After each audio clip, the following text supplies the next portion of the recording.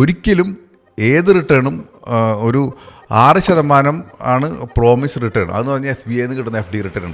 അതാണ് ശരിക്കും പറഞ്ഞാൽ ഈ പറഞ്ഞ ഒരു വാക്കാൽ നമുക്ക് വിശ്വസിക്കാവുന്ന റിട്ടേൺ.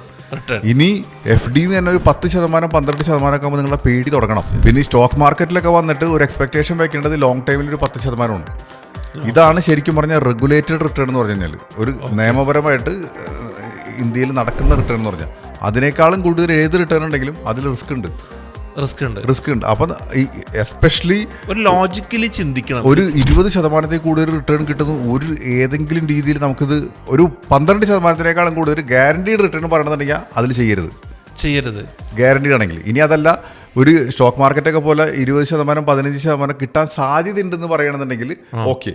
അതിനേക്കാളും കൂടുതലാണെന്നുണ്ടെങ്കിൽ ഒരു 20%-നേക്കാളും കൂടുതൽ ഇങ്ങനത്തെ ഒരു റിട്ടേൺ ആണെങ്കിലും അതിലും പോകരുത്. കാരണം കൂടുതൽ റിട്ടേൺ എന്ന് പറഞ്ഞു കഴിഞ്ഞാൽ ഇത് കേൾക്കാനുള്ള സുഖം മാത്രമേ ഉള്ളൂ. അപ്പം ദയവ് ചെയ്തിട്ട് ഇങ്ങനെ ഈ 1,00,000-ന് 1,000 രൂപ എന്ന് പറഞ്ഞ സ്കീമിനെ കുറിച്ചിട്ട് ഞാൻ ആവശ്യത്തിൽ കൂടുതൽ ഞാൻ പറഞ്ഞിട്ടുണ്ട്, ദയവ് ചെയ്ത് അതിൽ പോകല്ലേ എന്നുള്ളത്. വലിയ ആൾക്കാർ എൻ്റെ കാശ് പോയാലും കുഴപ്പമില്ല, കാശ് ഉണ്ടാക്കണം എന്നൊരു ഗ്രീഡിൽ നിൽക്കുന്ന ആൾക്കാരുണ്ടല്ലോ, അവരോട് നമ്മൾ എന്ത് പറഞ്ഞു കൊടുത്തിട്ടും കാര്യമില്ല, അവർ കാശ് കൊണ്ടുവിടും.